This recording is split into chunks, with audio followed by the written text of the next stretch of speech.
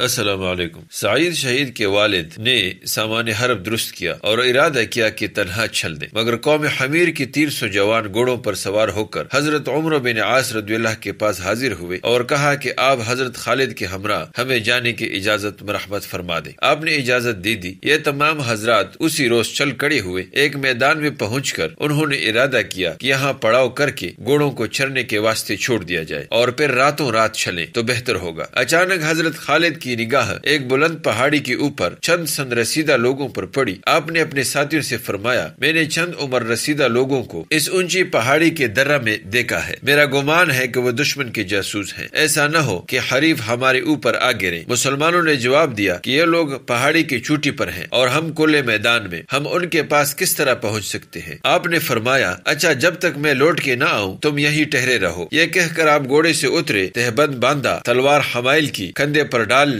اور فرمایا، یہ سمجھ لو کہ ان لوگوں نے ابھی تک ہمیں نہیں دیکھا، اگر دیکھ لیتے تو یہاں نہ ٹہرتے۔ جو شخص اپنی جان خدا کے راستے میں صرف کرنا چاہتا ہے اسے چاہیے کہ جس طرح میں کروں وہ بھی اسی طرح کرے۔ یہ سن کر 10 آدمی آپ کے ساتھ ہوئے اور اسی طرح تیار ہو کر پہاڑی کی طرف چل دیے۔ یہ لوگ یعنی جاسوس اپنی جگہ ابھی موجود تھے کہ یہ پہنچ گئے۔ ان کے پاس پہنچ کر حضرت خالد نے بلند آواز سے فرمایا، ان لوگوں کو پکڑو، خداوند تعالیٰ تمہاری ہمتوں میں برکت دے۔ مسلمان جپٹے اور 2 شخصوں کو قتل اور 4 کو گرفتار کر لیا۔ حضرت خالد رضی اللہ نے ان کے متعلق استفسار کیا۔ انہوں نے جواب دیا کہ ہم دارالفقیع اور جامعہ اور کفر العزیزہ کے رہنے والے ہیں۔ عرب جس وقت سے ہمارے ملک پر چڑھ آئے ہیں ہم سخت مصیبت میں مبتلا ہیں، اکثر آدمی بھاگ کر قلعوں میں پناہ گزین ہو گئے ہیں۔ ہم امن کے لیے یہاں آ گئے تھے کیونکہ یہ پہاڑی بھی بہت زیادہ مامون و موزوں ہے۔ اس کی چوٹی پر اس غرض سے چڑھے تھے تاکہ کچھ حالات معلوم ہو، مگر آپ لوگوں نے ہمیں گرفتار کر لیا۔ حضرت خالد رضی اللہ نے دریافت کیا، رومیوں کا لشکر کہاں تک پہنچ گیا ہے؟ انہوں نے کہا، اجنادین کے